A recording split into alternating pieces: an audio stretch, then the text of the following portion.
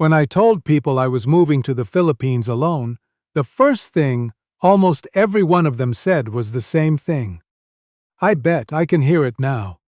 And then a pause, a knowing smile, the kind that says they think they understand exactly why a 63-year-old widower from Winnipeg would pack up his life and move to Southeast Asia by himself. They were wrong, but I stopped correcting them after a while. Here's what actually happened. My wife Louise died in the winter of 2021. Pancreatic cancer, 7 months from diagnosis to the end. Our kids, Ryan in Toronto, Wendy out in Vancouver, were there for it and for the months after, and I'm grateful for that. But grief has a way of thinning out the days.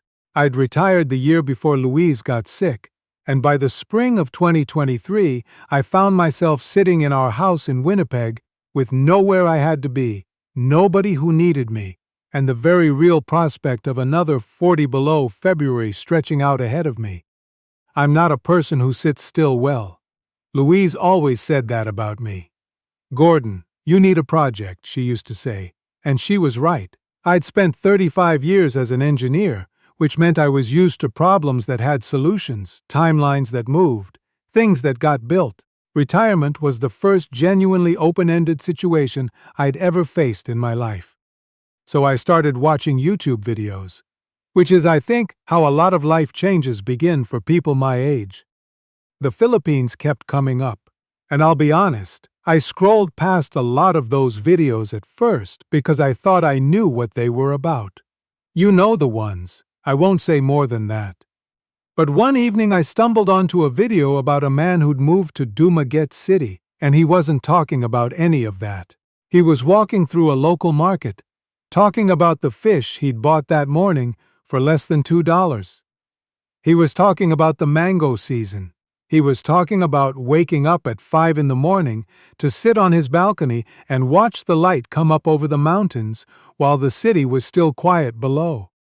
I watched that video 3 times. By the end of the week, I'd watched 40 more. Some Cebu, some Davao, some places I'd never heard of. What kept catching my attention wasn't the resorts or the beaches. It was the pace, the light, the markets. The way people seemed to have time for a conversation without checking their phones every 2 minutes. I'd been living on the Canadian retirement diet of Tim Hortons and news alerts and long walks in temperatures that required 3 layers, and something about those videos felt like a window into a version of daily life I hadn't known I was missing. I mentioned it to Ryan on one of our Sunday calls. "Dad," he said, in that careful tone he gets, "you know those videos are kind of edited, right?" He wasn't wrong, but I also wasn't 22. I'd done my homework. I knew about the heat, the traffic, the infrastructure realities. I knew that moving overseas at 63 by yourself was not the same as booking an all-inclusive in Cancun. I knew there would be learning curves I couldn't predict. What I didn't know, what nobody actually prepares you for. I'll get to that. I booked the ticket in August. One way, Manila first, then a connecting flight south to Dumaguete. I'd arranged a monthly rental through a property manager I'd found online. An older apartment near the University District, nothing fancy. A balcony overlooking a side street. My CPP and OAS combined would give me room to breathe in a country where a proper meal costs $3 and a decent apartment rents for fraction of what a basement suite in any Canadian city would run. The economics weren't why I was going, but they weren't nothing either. Wendy called the night before I flew out. She'd lived abroad herself for a year after university, so she understood something about what it means to step outside the frame of your ordinary life. She told me to call when I landed. She told me to drink water. She told me she loved me. And then she said, "Dad, just promise me you're going for the right reasons." I knew what she meant. I told her I was. I meant it. The first test came before I even got on the plane. I was at the Winnipeg airport, Trans-Pacific connection through Vancouver, when the check-in agent asked me for proof of onward travel. I'd read enough expat forums to know the Philippines requires it for tourists, so a few weeks earlier I'd bought a dummy flight out of Cebu I had no intention of using. I pulled it up on my phone, showed her. She nodded and processed my boarding pass. Simple, done, maybe 30 seconds. But standing there at that counter, with my passport back in my hand, I had a moment where something shifted. This is actually happening. There's a difference between the months of planning and the second the plan comes a boarding pass with your name on it.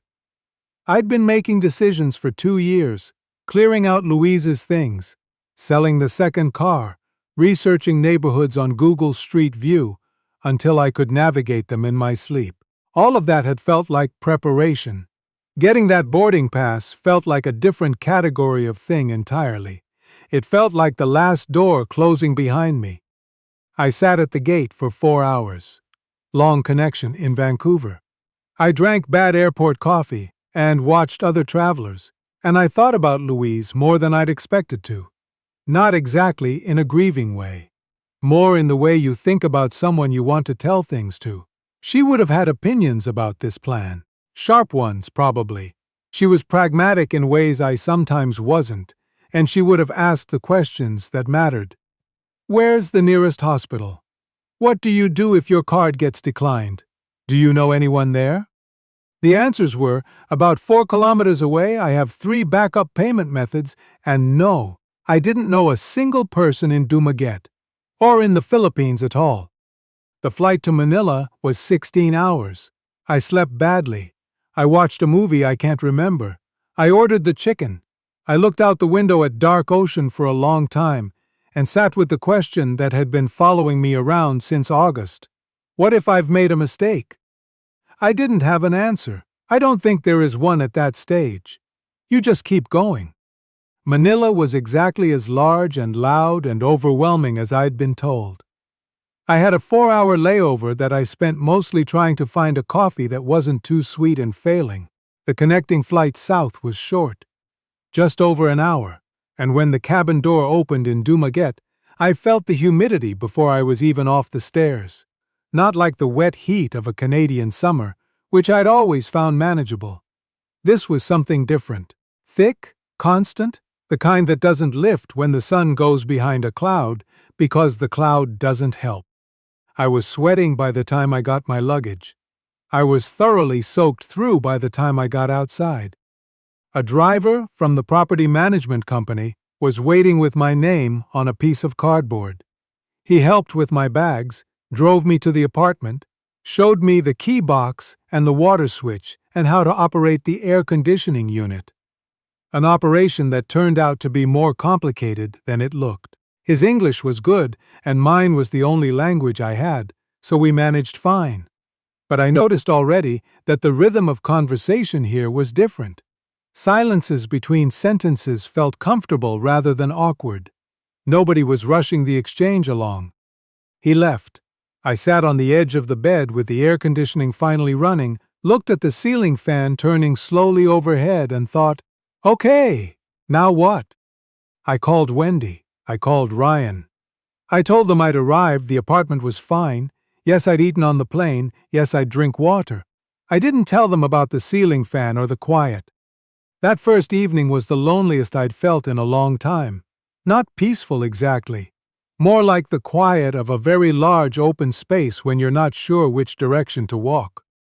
The next morning I woke at 4:30, which is what jet lag does, and after lying there for half an hour, I gave up and got dressed and went outside. Dumaguete at 5 in the morning is not like any city I'd experienced at 5 in the morning. There were already people on the street. A woman sweeping the pavement in front of her shop. A man on a tricycle waiting at a corner.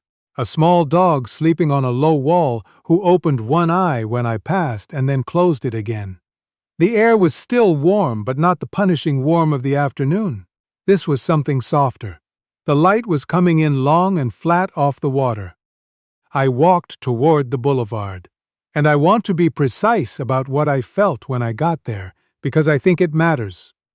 So when I saw the Tanyon Strait stretching out with the mountains of Cebu visible across the water in the early light, I didn't feel the relief I'd been hoping for.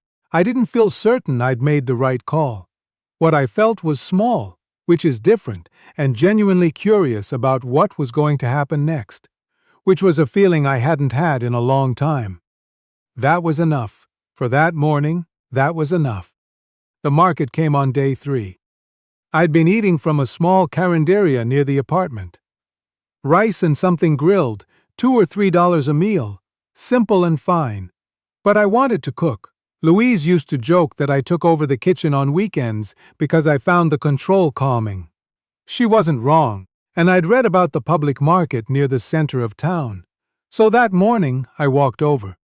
Nothing I'd watched on YouTube fully prepared me for the sensory reality of a Filipino public market at 7 in the morning. The fish section alone was remarkable, not overwhelming in a chaotic way, but in the way of real abundance. Snapper, milkfish, squid, crabs, shrimp, things I couldn't name that looked magnificent. Vendors watched me with mild interest as I moved slowly through, obviously foreign, clearly unsure of the protocol. A woman selling tomatoes asked where I was from. Canada, I said. She smiled and told me her cousin lived in Toronto. I bought tomatoes. I bought mangoes, Philippine mangoes, that looked like nothing available at any Sobeys or superstore I'd been to in my life. I bought a small papaya, spent maybe 300 pesos on things that would have cost $15 or $20 at home. The transaction took longer than it should have. I was still figuring out the bills, still uncertain when to offer a price and when to just pay what was asked. The mango vendor was patient with me in a way that felt genuine rather than performance. When I finally sorted out what I owed and said thank you, she said something in Cebuano I didn't catch and then smiled. That was the whole transaction. I walked back. I cut one of the mangoes on the balcony. It was the best piece of fruit I have eaten in my life. I'm not exaggerating, not nostalgia talking. That mango, in that heat, in a city I didn't know yet. The best. I took a photo and sent it to Ryan and Wendy. Ryan sent back a thumbs up. Wendy sent, "Dad, you're going to be okay." Well, she was right, but that didn't mean the weeks that followed were easy. The learning curve was steady and occasionally humbling. I overpaid for things repeatedly before I understood how local pricing worked. I spent an afternoon at a government office, trying to complete a form for my visa extension, and left with the form still wrong. I got on the wrong jeepney twice. I tried to haggle when I shouldn't have, and then didn't haggle when I should have. None of it was serious. All of it added up. The heat was the hardest practical adjustment, not emotionally, logistically. By 9 in the morning, any meaningful walk was a genuine effort. I restructured my day entirely. Up by 5, out by 5:30 or 6, back inside by 9. Rest through the worst of the heat, out again in the late afternoon. A schedule nothing like what I'd kept in Canada, and it took me close to 3 weeks to stop fighting it and just let it be. One afternoon I was sitting in a small cafe with a fan moving the air around when I noticed a group of older men at the next table playing cards. They'd been there when I arrived, and they were still there 2 hours later when I got up. Nobody had checked a phone. Nobody seemed to be waiting to get somewhere else. There was a quality to the time they were spending that I couldn't quite name at first. Not laziness, nothing like that. Something more like sufficiency. Like the afternoon was enough, and they knew it, and that knowledge wasn't something they'd had to work to arrive at. I thought about how many afternoons I'd spent in Winnipeg making lists of things to do. Even in retirement, even in the months after Louise died, when the lists should have seemed meaningless. There was always an errand, always something to organize, always somewhere I was marginally behind.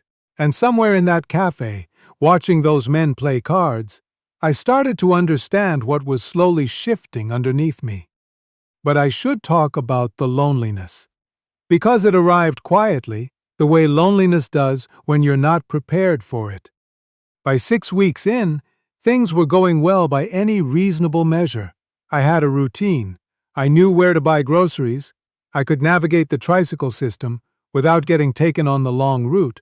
I was starting to recognize faces at the market.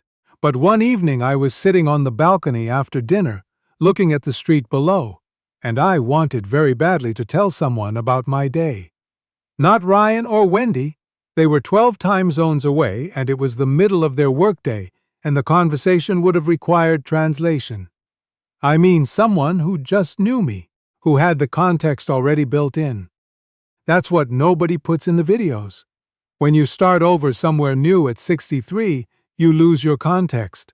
The people who notice when your face isn't quite right. The people who remember you from 20 or 30 years ago. The people for whom you are already a complete person with a full history. Those people are all somewhere else. What you have is a phone, and phone calls are good, but they're not the same as sitting across a kitchen table from someone. I'd been a widower for 2 years, so I wasn't new to a particular kind of loneliness. But this was a different shape of it. The Winnipeg loneliness had been the absence of one specific person. This was the absence of an entire world of people. Wider, somehow, harder to name. I didn't tell Ryan or Wendy. Probably because I didn't want to worry them. Probably because I was 63 and had spent my whole adult life being the person who had things under control. Instead, I went back to the market in the morning and talked to the tomato vendor, who by then recognized me and always had something to say. And one afternoon, I had lunch with a retired teacher from Kelowna named Bruce, who'd been living in Dumaguete for 4 years and whom I'd found through an expat forum. We sat together for 3 hours. He gave me the name of a good clinic, a reliable internet provider, and a bakery near the university that served decent coffee. He also told me, without making it a big thing, that the first 3 months are the hardest and that it gets easier after that. It wasn't the same as friends I'd had for decades, but it was a start, and a start, I was learning, is not nothing. The question I got tired of, from Canadians back home and from people I met here, was always some variation of the same thing. Have you met anyone? Is that why you came? And I understand why they ask. There's a familiar narrative about older Western men moving to Southeast Asia, and it's a real narrative, and I'm not going to pretend otherwise. But it had nothing to do with why I came, and after a while I got comfortable enough to say that clearly. I came for the mangoes. I told Bruce one afternoon over bad beer, and he laughed. That's what they all say, he said. Then, but some of us mean it. I meant it. Louise had been my partner for 31 years. I wasn't in the market for a replacement, and I wasn't interested in any of the other arrangements people assumed I was. What I was looking for, without quite having language for it when I got on the plane, was the feeling of being genuinely alive in my daily life again. Not managing days, not getting through winters. Actually present, actually curious, actually awake to what was happening around me. The Philippines had been delivering that, in smaller doses than I'd expected, mixed with frustrations I also hadn't expected, but delivering it. The moment that clarified everything came about 4 months in.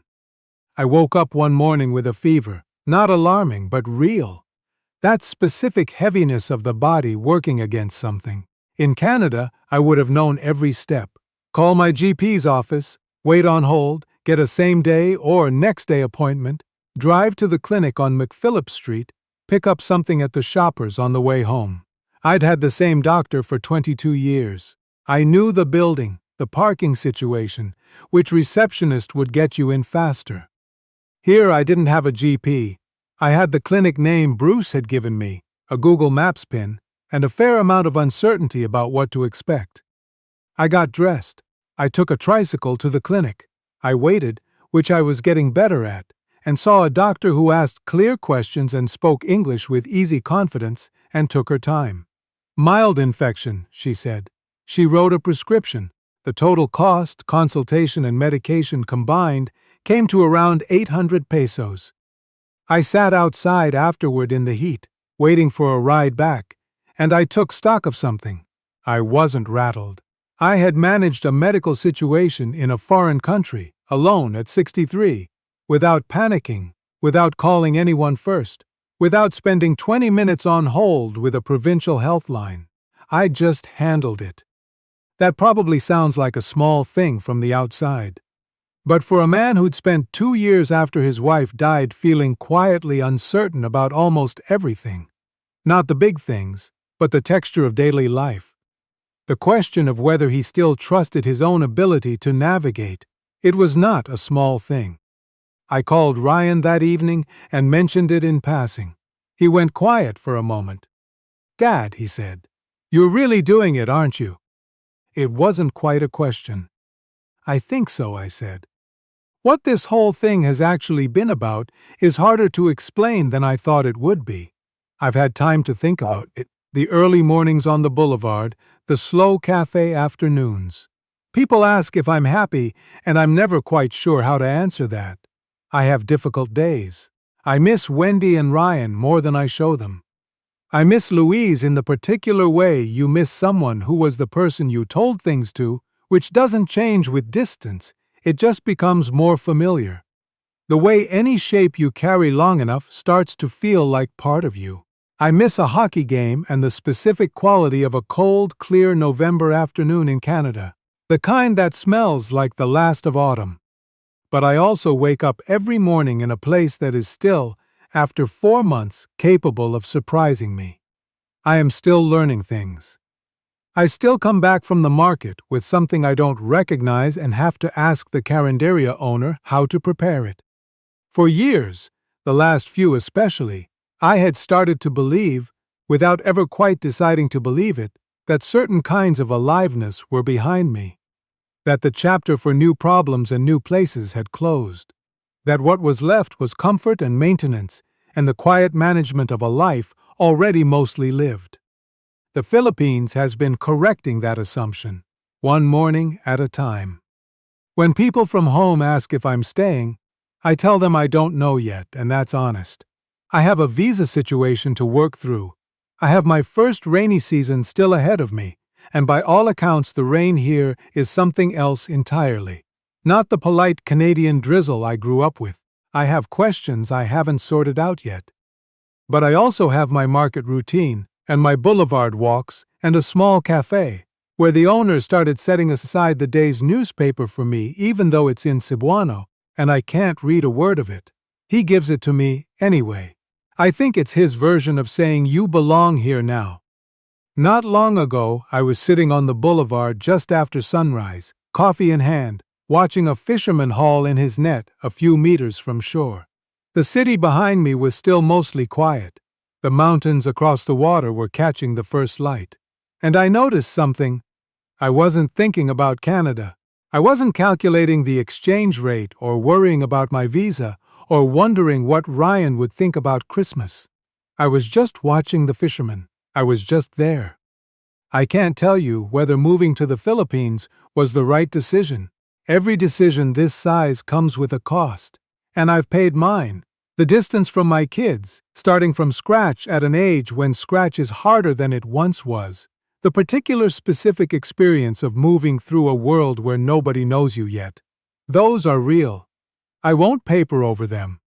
But I got on a plane at 63 years old, alone, to a country I'd never visited, knowing nobody there. And I figured it out. Not all at once, not without difficulty, not without some mornings that were harder than I let on to anyone, but I figured it out.